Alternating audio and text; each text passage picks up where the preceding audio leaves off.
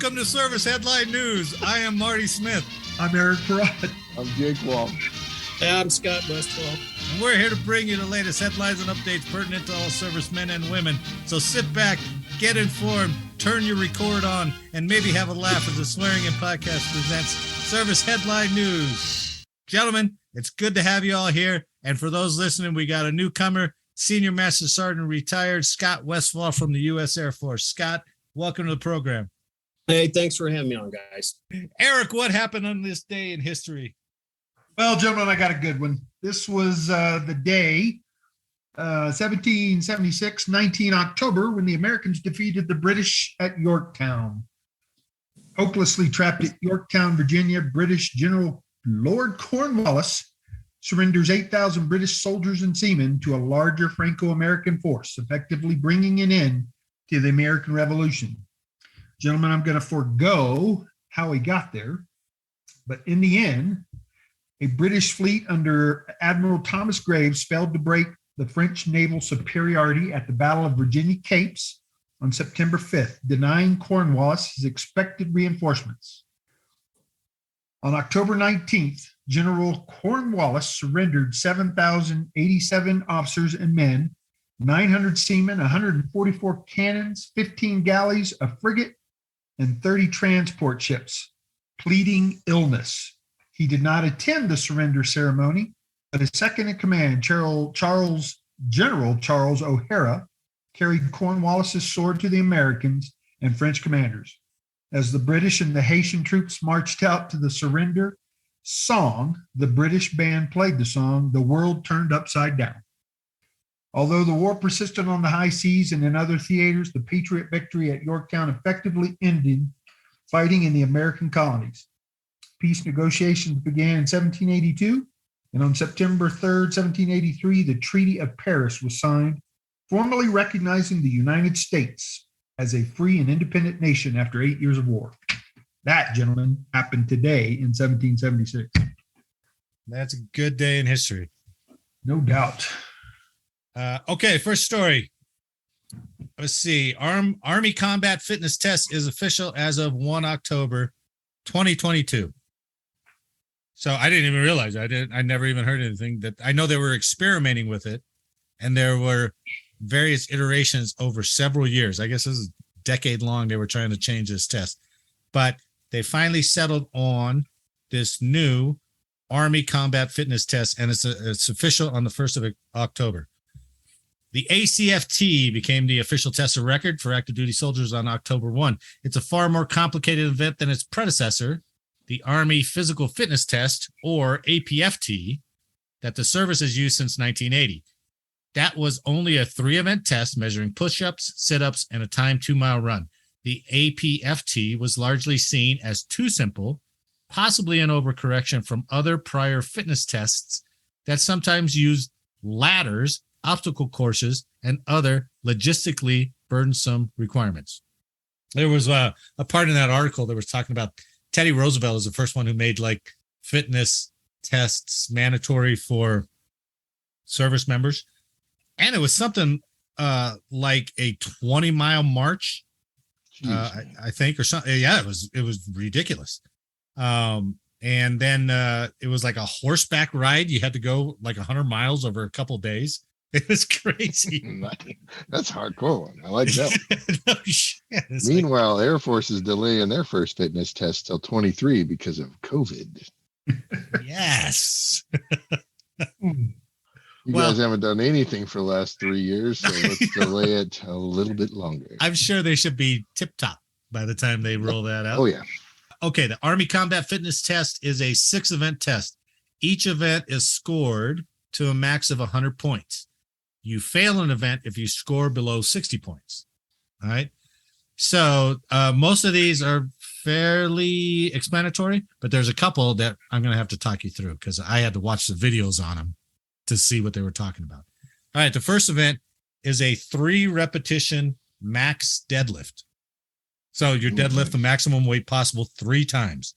So to get 100 points, and I just took the age scale for 22 to 26 year olds. All right.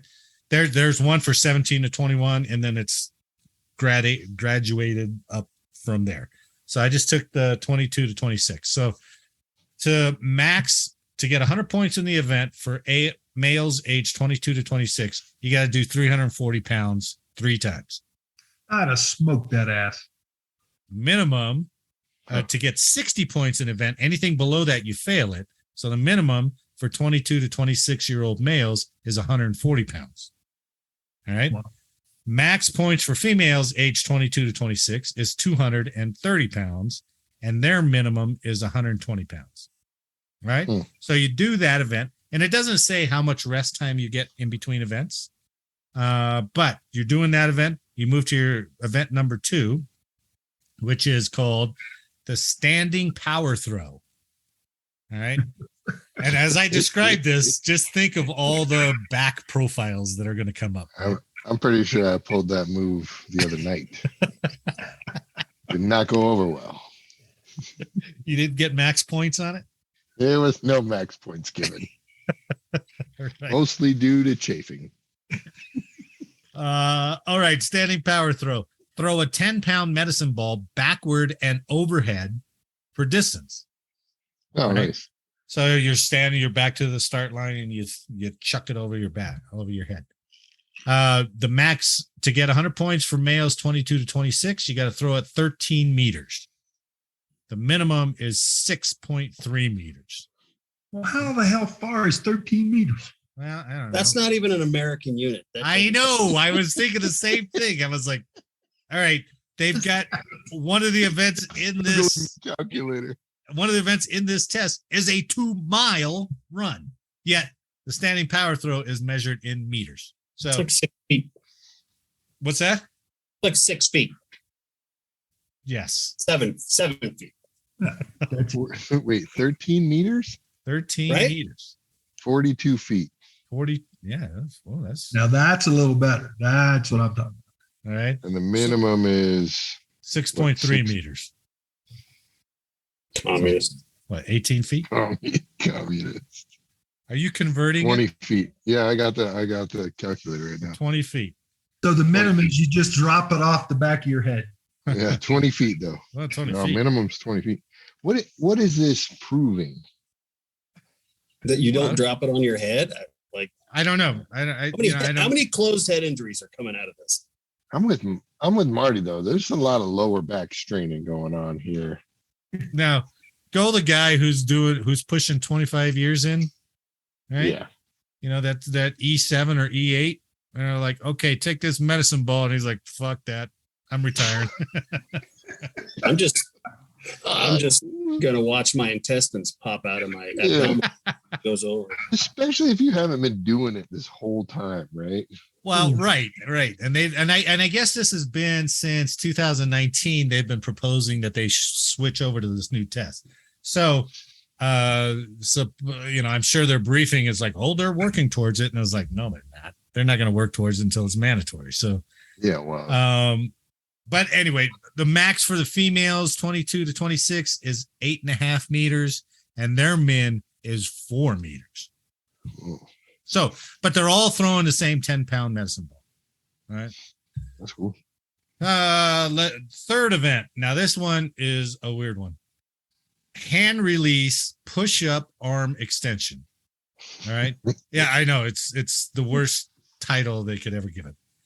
Complete as many hand release push-ups as possible in 2 minutes. So the video showed the person starts on the ground, right? Your chest is on the ground, and you're ready to do a push-up. You on go, you push up, you lower yourself back to the ground, then you raise your arms out, you lift your hands up, and you raise your arms out straight to the side, and then bring them back to the start position, and that's 1 repetition. That's the exact push-up that world record holder, the Marine Beard, had to do. The burpee? The burpee holder, yeah.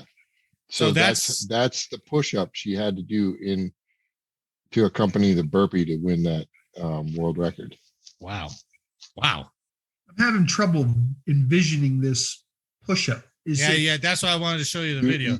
It has it all on the video. Basically lay down and do the airplane minus the noise. Well, you start, and then you do another a push-up up and down, and then you throw your hands out straight to the side, and then you bring them back to the start.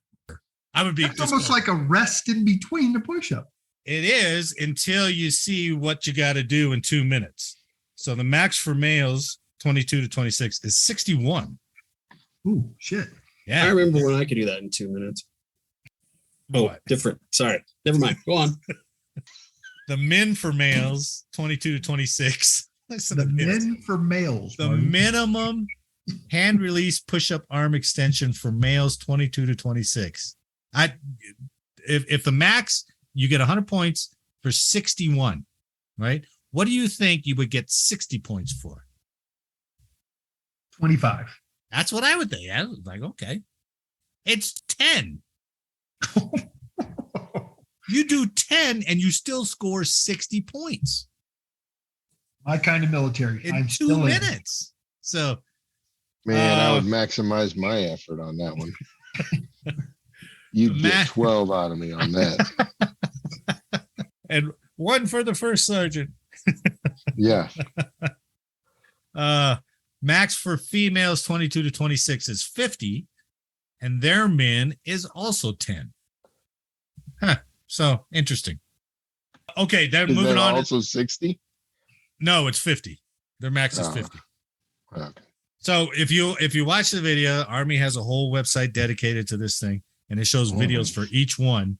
And so they do a push-up, they lay down on the ground, then they throw their hands out and bring them back. And I'm kind of interested in trying it. And then I'm like, oh yeah, I'm retired. I don't need to try it then. All right, the next event is what they call a sprint drag carry. All right, it's a horrible name because it doesn't really tell you what it is. But you conduct 5 50-meter shuttles, 25 meters down, 25 meters back per time. And the shuttles, you do something different on each shuttle.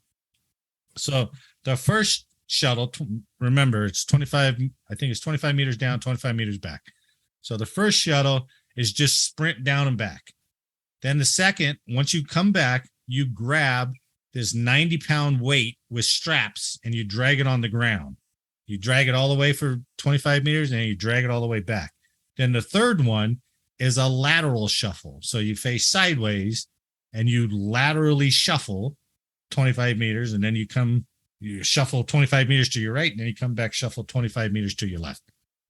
The fourth lap, you come back. So when you're done with the shuffle, you come back and you get a kettlebell, 40 pounds in each hand. And then you take that down 25 meters, come back. And then, and then your fifth lap is just a sprint. So you close it all out with a sprint. So it sounds complicated. I watched the video, and they have this Army female doing it, and she's really gentle and jogging it and stuff. And you're like, God. So what they do is they time it. They time how long it takes you to do all 5 of these shuttles. So Still sounds like a square dance to me. It sounds like CrossFit games. A little bit, yeah. Yeah, Like so those guys. You sprint down and back, you grab a 90-pound weight, you drag it down and back, then you do a lateral shuffle, you down and back, then you grab 2 kettlebells, down and back, and then you sprint down and back. Now, as I was watching the video and she was going very slow just to demonstrate the technique and where you got to touch the lines and all that stuff, I was like, this is really, it's not complicated. It's just a lot, right? But the max for males, this is what shocked me. So it must not be that hard, because the max for males 22 to 26 is 1 minute and 30 seconds. Holy shit. That's what I was thinking. 1 minute and 30 seconds. Holy shit. So that's for 100 points. For the minimum for 60 points is 2 minutes and 31 seconds. Yeah. So maybe it's not as hard as I'm thinking of it as in my head. Well, it's Especially 80. using those times. You're going 80 feet, right? 80 feet down and back. Yeah. Okay. But still, you're doing it 5 times. Yeah. Yeah. So, but a minute, so that's a chore to get 1 minute and 30 for a max time. Max for females 22, 26 is 155, and the men is 315. So it's weird. So you've already done. Now you've done deadlifts, standing power throw your back out, your hand release push-up arm extension. You did your sprint drag carry. Now your fifth event, you get a plank. Which is kind of odd. I guess they didn't want to do sit-ups because of all the potential back injuries and all that kind of stuff. So the max for males plank, you just hold it for as long as possible. Is 3 minutes and 35 seconds. Now that seems easy, but for me, every time I had to do that CrossFit bullshit and we had to do planks, my elbows and shoulders are kind of jacked. So sitting on that with that weight on my elbows and shoulders always hurt more than actually my abs did. Didn't the Marine Corps they have a standard fitness test, which is run, pull up, and sit up or something like that. But then they have the total body fitness test where you have to do something very similar to this, where it's like ammo can carry, sprint, low crawl. There was grenade. like a combat thing that they did too. Yeah, right. Exactly, It was an alternate test. Yeah. I don't think it was the test that went in their records, but it was like another test to see how fit they were or something to that effect. But I do remember you talking about them doing something alternatively like that beyond their own fit test. Now, I guess the Army was toying around with like a knee tuck where you're hanging from the bar and you got to bring your knees up or something like that. There's a whole series of articles about which events got kept and which events got dropped. And it was like, whatever, here's where you are. So they settled on the plank. So max is 335, min is 125. Max for females, look at this. Max for females is 335. And the min for females is 125. So it's the same scorecard for males and females. Yeah. Good to see. That makes sense. I think women are more apt at doing the plank. They seem it doesn't bother them. I know women were always better at doing sit-ups than men were. Yeah. Because it had something to do with their center of gravity in their body. And they were better able to do sit-ups than men were. But the last event is a 2-mile run. The max for males 22 to 26 is 13:27. The min for males is 22 minutes. Max for females is 15 minutes, and the min for females is 23:15. And that completes your Army Combat Fitness Test 4 record. That's pretty fast on that run. Whew. Yeah. Oh, yeah, that's moving. That's moving. Not sure I could complete that. So they get Eric up there with that first one, and he's like, deadlift, put 500 on there. Let me show you. Give it to me. And then they get to the sixth event. I'm like, Eric, you ready to run? And he's like, ooh, that deadlift took it out of me. I got to walk, boss. I got to walk. But that's how it always goes, right? I mean, some of those strength events are one thing, and then you get into the endurance events. So anyway, that's the Army Combat Fitness Test, which is official on 1 October. So good luck to all you Army dudes and dudettes. Yeah. That Marine Corps one is a 2-lap run, ammo can over your head, like press up for 2 minutes straight. And then the combat maneuver. How heavy is that ammo can? 30-pound ammo can overhead from shoulder height for max reps for 2 minutes. And then the 300-yard shuttle run, which Marines are paired by size. So you actually have a combat buddy and you sprint, and then you do an agility course, high crawl, low crawl, buddy drag, fireman carry, and then the ammo can carry, push-ups, and grenade throw. Well, that's all very practical. Yeah, that's practical application is the way it should be. That's all super useful stuff. So yeah, especially for them Marines, at least. For Marines, because the majority of them are combat guys. Yeah, the Air Force equivalent one. Let me look at Space Force one is the 2-minute timed Facebook scroll and with a minimum of 4 likes. The lumbar adjust. No, I'm just kidding. Where's Scott? Is Scott even still on this damn thing? He's taking a nap. No, I'm doing my kegels. That's the new Army one, right? No, it's not gender specific. It is not 100%. That's what I heard. All right, Eric, what do you got? Marty, if I may beg your patience for a moment, I wanted to talk to you about this earlier and I forgot, and I just wanted to bring it up. It's something for conversation and discussion between the four of us. And I found it really interesting when I found it. I don't know if you guys even read it today, but there was this article about a right-wing think tank in Washington. It's called the Right-Wing Heritage Foundation. Oh, I've heard of the Heritage Foundation. Yeah. So apparently every year they rank the military overall with a score, and then they rank the individual branches with a score. And it's not a number score, but it's a word score. And I found it interesting today that this think tank has concluded that right now the U.S. military is weak and may not be able to win a war amid heightened tensions with Russia and China. So this foundation downgraded its assessment of the U.S. military from marginal, which it appraised in 2021, to now weak. I was just wondering what you fellas thought about that. Give that 4 rainbows and 2 unicorns and 1 chestnut.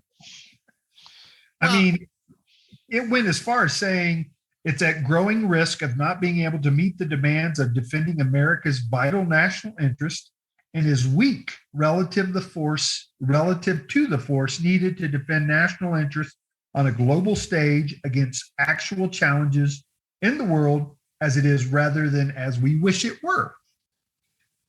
I was unbelievable. In fact, every branch with the exception of the Marine Corps got below marginal, and the Marine Corps' overall rating was a strong. They got a strong. But every other branch, and guess who got the worst? The Air Force. Very weak. Yeah, but I don't know. I don't know what they base that on, because I mean, it's easy to buy into all the hype, all the talking heads on the news and all that shit and all the woke stuff, and they're like, military is not ready to do this. And you see the videos of like, who was that? What was that video a couple months ago? It was some Army assembly or something like that, and some Army E4 female just like went off on her superiors in front of everybody, and it was somebody caught it on video and put it viral, and it's like, okay, well, that's dumb. But it's dumb. You know, I mean, I think the Army, when you come down to small unit stuff, I think generally the small units are good. You know, I think overall, when we were talking about retention, recruiting is down, the state of readiness because of the age of our equipment.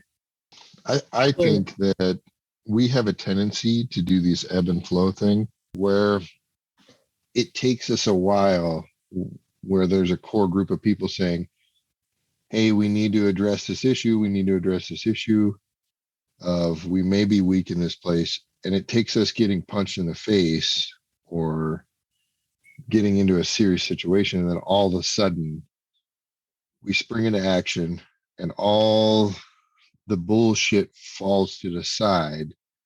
The whole acquisition process basically turns off and says, okay, forget it. We need this now, go. Right.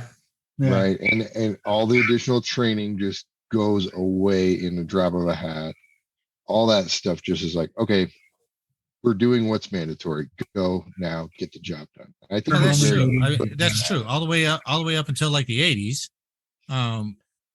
We were always fighting. We were always fighting like the war before, right? Yeah, I think even like early, like think about the IED situation, an IED problem that didn't go through any acquisition solving. No, that's true. Any kind of thing. Like, okay, hey, this is a problem. Solve it right now. Go. Yeah, it was all Ju-on stuff. They're just like, hey, go put this out there. Let's see if it works. Right. Yeah. And I mean, even early days of Vietnam or mid days of Vietnam, when Russia gave the SA-2s to Vietnam, and they were just wrecking everybody. We had no air superiority over Vietnam. And then they invented the Wild Weasel guys. That whole program from, hey, this is a problem. We need to invent the technology, the radar, basically homing or identification technology, to training EWO officers, to putting in the aircraft and getting it in the field. It only took 89 days to do all. Yeah, it's amazing. It was literally like, guys, do this now. Go. Oh, just to shed some light on what we're talking, and that's a great headline, Eric. This everybody on the panel is some kind of international policy, senior policy fellow at another organization. So they come together into this group. Everybody except for an F-16 pilot is a policy analyst, right?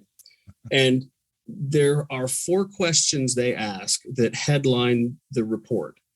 Number 1, do U.S. forces possess operational capabilities that are relevant to modern warfare? Number 2, can they defeat the military forces of an opposing country? Number 3, do they have sufficient amount of capabilities? Number 4, is the force sufficiently trained to win in combat based on 3 scenarios: defense of the homeland, successful conclusion of a major war in a regional conflict, and then 3rd is preservation of freedom of movement within the global commons, which is international water, air, and space. Now, to be fair, China is definitely a near peer in my mind, if not full on peer. Yeah, I think there's nobodies and there's peers, and that's about it. Like, yeah, good call. I don't buy into the near. Sounds like something you say on TV. So. But then there's a lot of assumptions, guys. I think the foundation here really also bases their assumptions on a future 2-front capability. Russia being 1 based on their invasion of Ukraine, China being 2 based on their potential invasion of Taiwan. So America standing in the middle going, we could have potentially a 2-front conflict. Are we prepared for that? Especially like World War II, you had the European theater, Pacific theater. The assumptions this foundation make is based on the 2 fronts. Right. The new one's called the 1961 2 contingency model, which dates back to about 1880.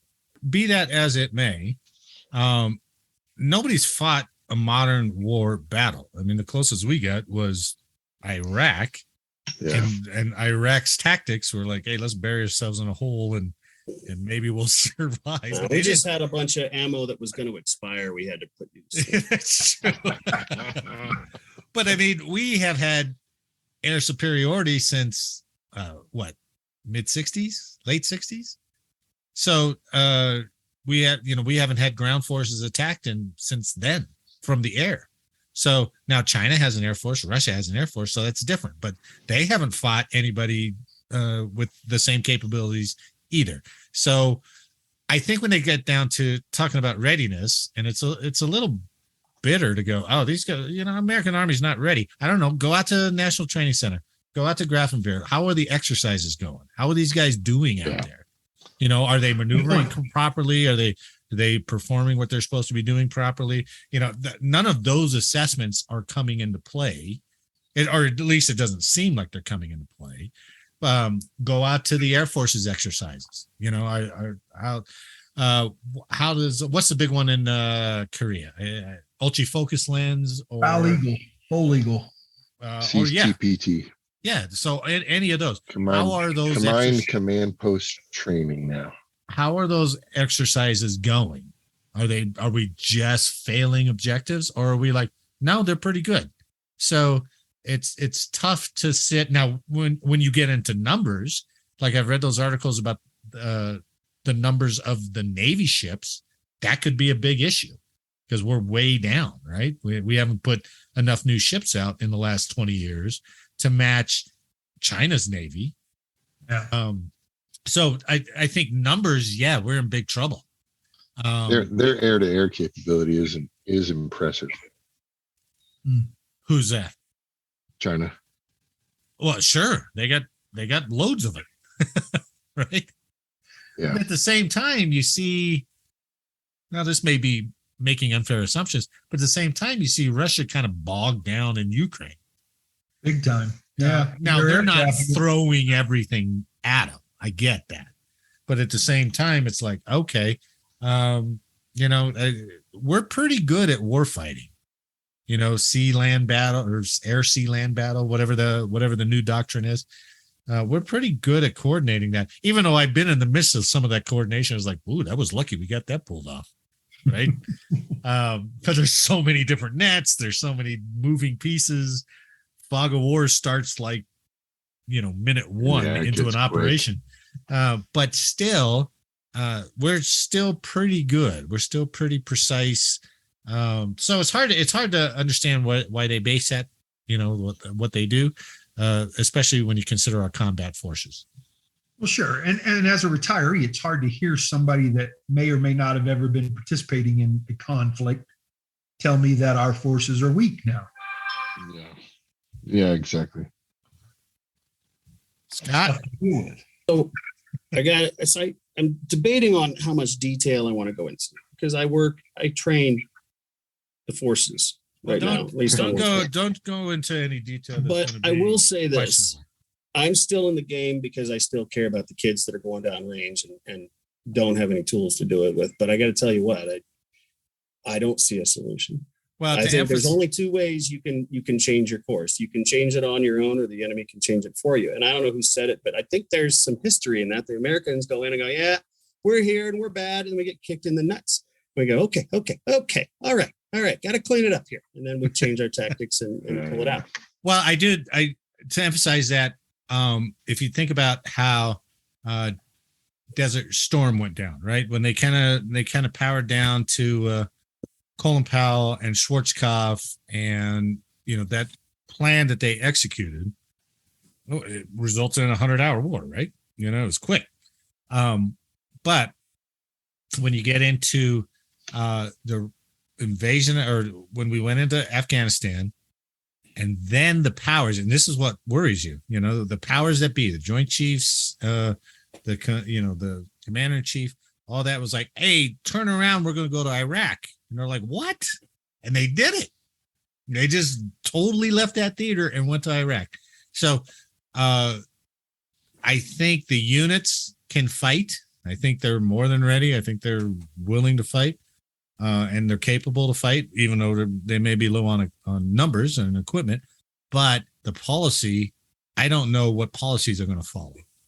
That's where it's got to get scary. It's like, look at Bosnia. Bosnia was just, okay, they got all conflicted in policy, and it was just air support.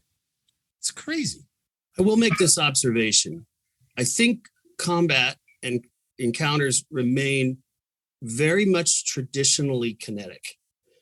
For as much as we hype. Good point. Yeah, fair. The cyber side, I think it reminds me a lot of Y2K, all of the craziness and, oh my God. And that's just, nobody knows what cyber is except for the cyber guys, right? Except for the sysadmins and the program, nobody knows what it is. So we all put it on the news and, oh my God, it's cyber this and cyber that, and they're going to shut down the world. But I think that kinetics and maneuver remain the dominant forces in conflict. And if we can, we're space enabled, but if we can maintain the idea that, we're going to have to fight in the dark, I don't know that the battlefield has changed sufficiently that we are suddenly out of the game. Readiness, notwithstanding. That's a much better way to say what I was trying to say. I think the maneuver units are ready to go. But if China attacks Taiwan, I don't have the greatest faith in what our policy will be. No. Yeah. Well, you mean what the response will be? What we'll do? I think they'll be like 1 foot in, 1 foot out. We got to do something funky so we don't fully commit. You know what I mean? Yeah, that'll suck. Yeah, that's more scary than anything else. Yeah. I mean, they totally took back Hong Kong during COVID, right? Yeah. So and the rest of the world was like, yeah, okay. It's hard to say when you find out that the McCain was destroyed because they let a cargo ship run into the side of it while at anchor. Like, these are the kind of things that make me scratch, because I don't know. That is true. Yeah, it's hard to say when stuff like that's happening, and then all the stuff about COVID policies, and then the ship.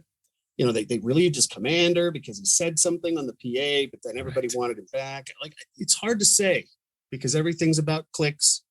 I don't know how to get a real story out of it. But the Navy, in my experience, the Navy and the Marines are the most experienced fighting in the dark, fighting without space, fighting without comms, fighting without all the special cool stuff that we have. And they're the ones that, to project power into Taiwan, you got to do it with the Navy and I guess the Air Force, but predominantly the Navy and Marines. I agree. I just worry that you got some commander of a cruiser out there is like, hey, we got these guys and we're in their sights. Can we fire? And the guy's like, do not fire until fired upon. It's like, something like that. And it's like, too late, but we're not gonna. It doesn't seem like we're going to take the initiative. I would definitely agree with that. We won't be the first. Desert Storm was initiative, man. They rolled. There's like, we're going and we're not looking back. Right, Highway of Death. Here's what you get. Yeah, right? Especially if we have our current administration in office still, we will not be the first.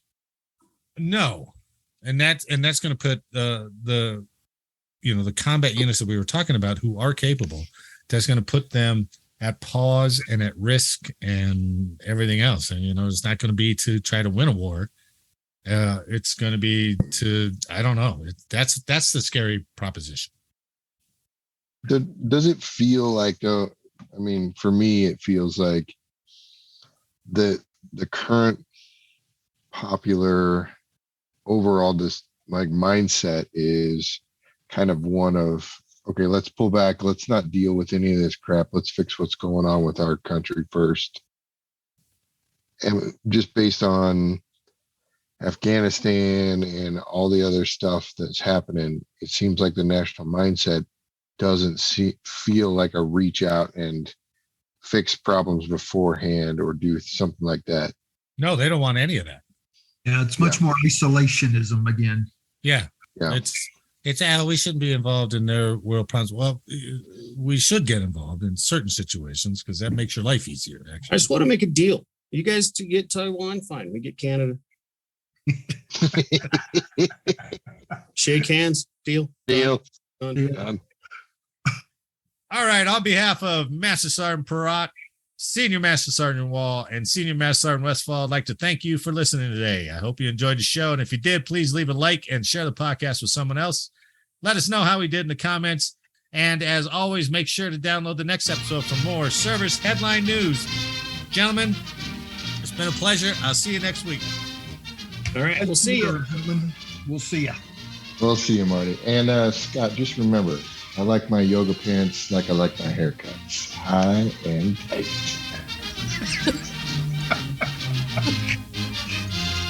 Have a good week, everyone.